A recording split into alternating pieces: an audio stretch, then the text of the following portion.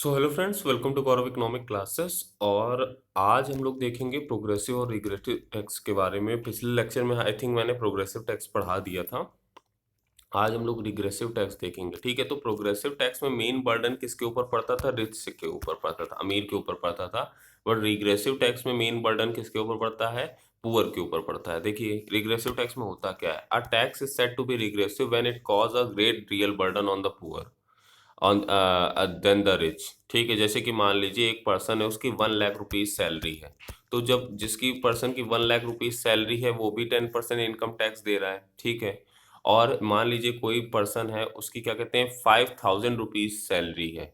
ठीक है, तो 5,000 रुपये सैलरी है, वो भी हमारा 10% दे रहा है इनकम टैक्स। तो देखिए आप रिग्रेसिव टैक्स में क्या होता है, इनकम टैक्स स्लैब स्लैब जो है, इनकम टैक्स जो रेट है वो सेम रहता है सबके लिए। जो 1 लाख कमा रहा है उसको भी 10% देना है, और जो 5,000 कमा रहा है उसको भी अपनी इनकम का 10% देना है। तो एक बात बताइए कि भाई 1 लाख का 10% तो 10,000 हुआ। ठीक है, दे दिया। अब जो 5,000 कमा रहा है उसके लिए तो रेट ऑफ इंटरेस्ट कम होना चाहिए ना, मतलब उसके लिए इनकम टैक्स रेट जो है वो कम होना चाहिए, बट वो नहीं होता है। तो रिग्रेसिव टैक्स में मेन जो बर्डन है वो पुअर के ऊपर पड़ता है, क्योंकि पुअर को भी अपनी इनकम का 10% देना पड़ेगा, और रिच तो दे ही रहा है हम अपनी इनकम का 10%। तो इसमें क्या होता है, इसमें हमारा नॉर्मली रिग्रेसिव टैक्स में क्या होता है, मेन बर्डन पुअर के ऊपर पड़ता है, क्योंकि पुअर को एक फिक्स्ड सम गवर्नमेंट को देना ही देना है। क्यों?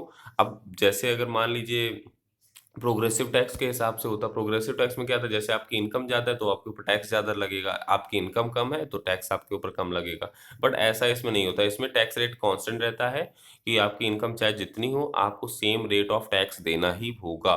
तो रिग्रेसिव टैक्स में मेन पुअर के ऊपर बर्डन पड़ता है, और प्रोग्रेसिव टैक्स में मेन रिच के ऊपर बर्डन पड़ता है। ठीक है, अब देखिए वही बात है कि अगर पुअर के ऊपर ज़्यादा, जैसे मान लीजिए 5,000 रुपये की जिसकी सैलरी है और उसको 10% अपना इनकम टैक्स देना पड़ेगा।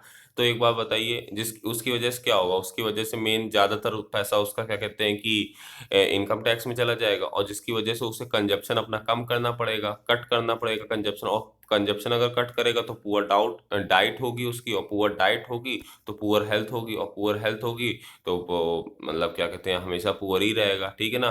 तो दस a constant rate of taxation on the rich and the poor is a regressive tax. मतलब वही बात है कि जो एक कांस्टेंट रेट टैक्स लगता है रिच के ऊपर भी पुअर के ऊपर भी, तो इसको हम रिग्रेसिव टैक्स बोलते हैं। और इसमें मेन रिच के ऊपर कम बर्डन पड़ता है, पुअर के ऊपर ज़्यादा बर्डन पड़ता है। मेन यही बात बोली गई है। अब हम देखते हैं वैट। वैट क्या होता है? Value added tax. वैट का अब हम जीएसटी भी बोलने लगे हैं, जीएसटी को पहले वैट बोलते थे।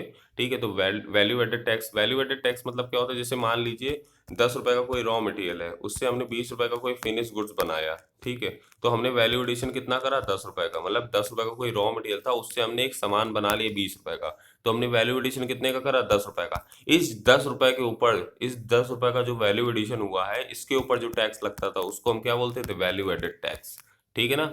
वैल्यू एडेड टैक्स मतलब कि जो प्रोडक्ट की वैल्यू एडिशन हुई है उसमें जो टैक्स लगता था। जैसे मान लीजिए वही प्रोडक्ट क्या कहते हैं, यहाँ पे यूपी में मान लीजिए 100 रुपए का बिक रहा था, और दिल्ली में वही प्रोडक्ट 200 रुपए का बिकने लगा। ठीक है, तो मान लीजिए यूपी में वही प्रोडक्ट 100 रुपीज़ का बिक रहा था, और क्या कहते हैं यूपी में, मान लीजिए ये है यूपी बोल देता हूँ मैं, ये दिल्ली। तो यूपी में वही प्रोडक्ट क्या कहते हैं 100 रुपए का बिक रहा था, और दिल्ली में यही प्रोडक्ट 200 रुपए का। तो वैल्यू एडिशन कितना हुआ? 100 का हुआ। तो इस 100 रुपए के ऊपर जो टैक्स लगेगा वो होता था वैल्यू एडेड टैक्स। ठीक है, तो यही बात यहाँ लिखी है कि value added tax is an indirect tax. सब मेनली बात ये है कि वैल्यू एडेड टैक्स हमारा इनडायरेक्ट टैक्स होता है। इनडायरेक्ट टैक्स वो टैक्स होते हैं जिसका हम बर्डन शिफ्ट कर सकते हैं। अब भैया वैट, एक बात बताइए, वैट सबसे पहली बात तो होलसेलर मतलब होलसेलर देता है रिटेलर को, या जो मैन्युफैक्चरर होता है। देखिए सबसे पहले मैं आपको टेबल बता देता हूँ तो आपको क्लियर हो जाएगा। ठीक है, जैसे मान लीजिए मैन्युफैक्चरर है, ये रिटेलर, ये होलसेलर है, ये रिटेलर है। ठीक है, तो अब एक बात बताइए, मैन्युफैक्चरर जो है वो वैट कहीं ना कहीं कहीं ना कहीं से जब गुड्स लाएगा, मैन्युफैक्चर करेगा, गुड्स वगैरह प्रोड्यूस करेगा, तो उसने वैट दिया होगा। अब मैन्युफैक्चरर किसके ऊपर वैट शिफ्ट कर देगा? होलसेलर के ऊपर। मतलब वैट का जो बर्डन है वो होलसेलर के ऊपर शिफ्ट कर देगा। होलसेलर ने वैट दे दिया मैन्युफैक्चरर को, बट अब होलसेलर अपना बर्डन किसके ऊपर शिफ्ट कर देगा? रिटेलर के ऊपर। तो जो इनडायरेक्ट टैक्स होते हैं उनका बर्डन क्या होता है? शिफ्ट हो जाता है। मतलब कि अभी तो हमारा होलसेलर दे देता है, बट बाद में वो कवर अप भी कर लेता है कस्टमर से अपने। ठीक है ना। तो वही बात लगी यहाँ लिखी है कि वैल्यू एडेड टैक्स क्या है हमारा, एक इनडायरेक्ट टैक्स है और जो कि वैल्यू एडेड में लगता है। जब हम गुड्स का प्रोडक्शन करते हैं या गुड्स को इधर से उधर सेल करते हैं तो उसमें वैल्यू एडिशन कुछ ना कुछ उसकी वैल्यू बढ़ती है, तो उसके ऊपर जो टैक्स लगता है वो हमारा वैल्यू एडेड होता है। और वैल्यू एडिशन हमारा अलग अलग स्टेज ऑफ प्रोडक्शन में लगता है। Value added refer to the difference between value of output and intermediate consumption. आपने नेशनल का मैंने पढ़ाया था, तो वैल्यू एडेड मेथड का फॉर्मूला क्या था, value of output minus intermediate consumption. Value of output मतलब कितने का सामान है, इंटरमीडिएट कंजप्शन मतलब होता था रॉ मटेरियल, ठीक है। तो मान लीजिए 20 रुपए का सामान है और रॉ मटेरियल लगा 10 रुपए का, तो वैल्यू एडेड में हम लोगों ने कितना करा, 10 रुपए का, तो इस 10 रुपए के ऊपर टैक्स लगेगा, ठीक है ना।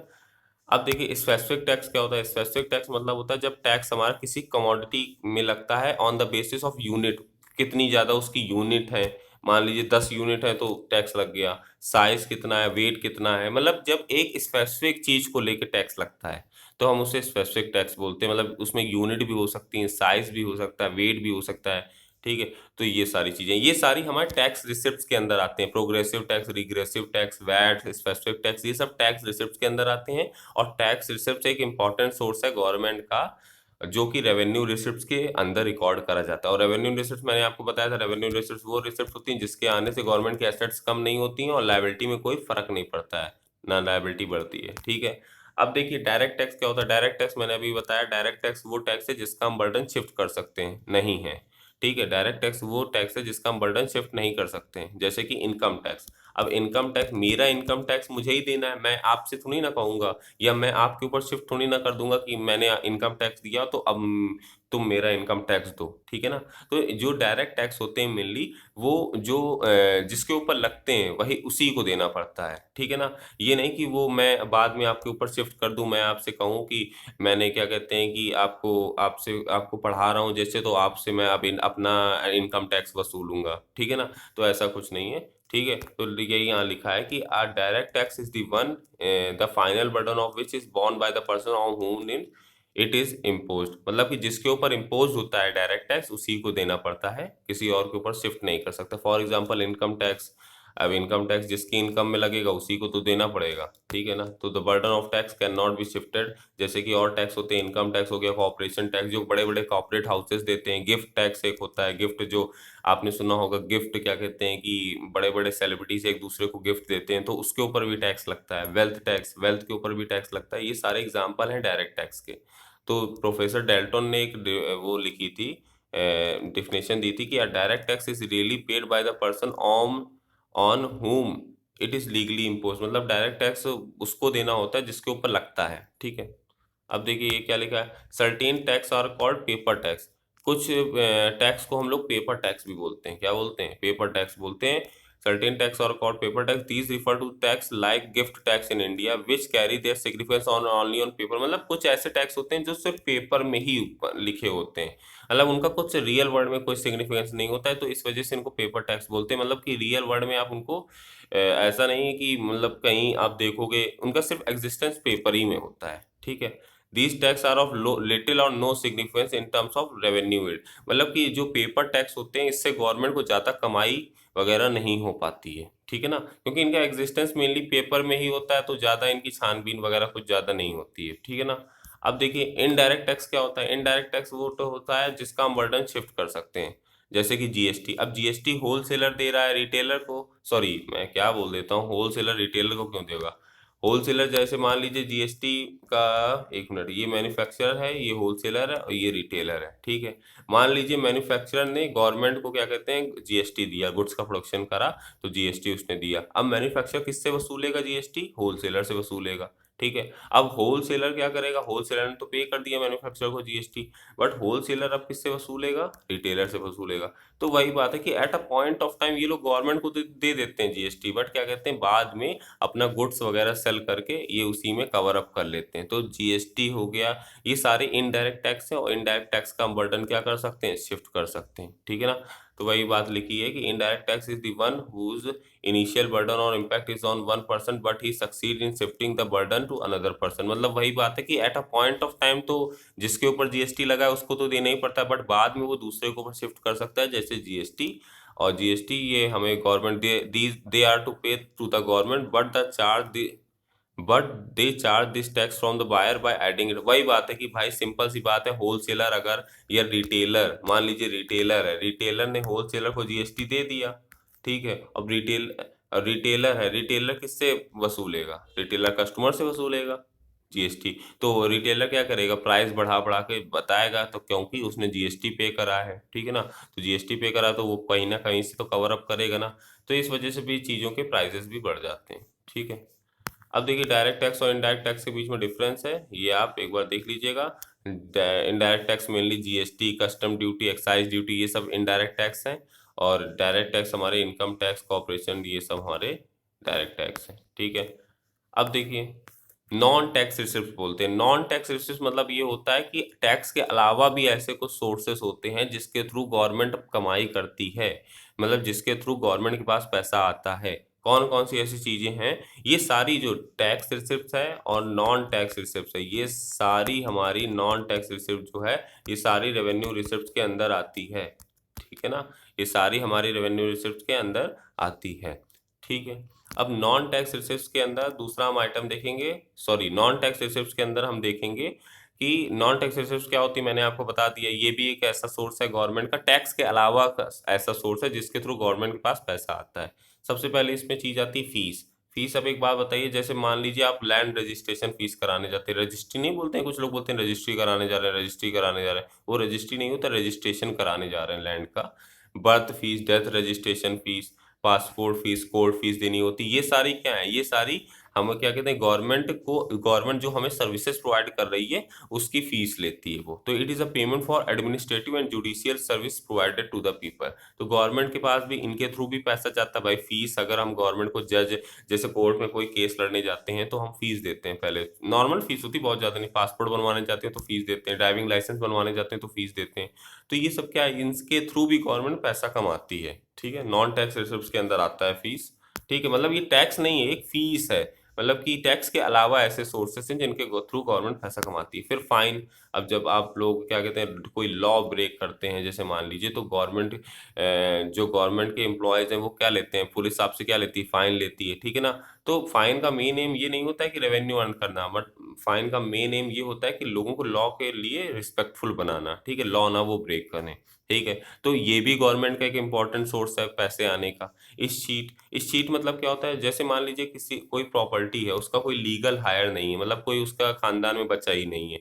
तो गवर्नमेंट क्या करेगी, उस प्रॉपर्टी को अपने अंडर में लेगी और उसको फिर क्या कहते हैं कि एज अ क्या कहते हैं, टूरिस्ट प्लेस बना के उससे पैसा कमाएगी, ठीक है ना। जैसे ताजमहल, ताजमहल का कोई लीगल हायर नहीं बचा तो गवर्नमेंट ने अपने अंडर लेके अब उसे टूरिस्ट प्लेस बना दिया, तो वहां से गवर्नमेंट पैसा कमाती है। तो इस चीट भी हमारा नॉन टैक्स रिसिप्ट के अंदर आता है। दो तीन चीजें अभी तक हम लोगों ने पढ़ ली, फीस, फाइन्स और इस चीट। ये तीनों हमारा नॉन टैक्स रिसिप्ट के अंदर आता है। ये कोई टैक्स नहीं, टैक्स के अलावा ऐसे सोर्सेस हैं जिनके आने से गवर्नमेंट की एसेट्स नहीं कम हो रही, ना गवर्नमेंट की लायबिलिटी बढ़ रही, ठीक है ना।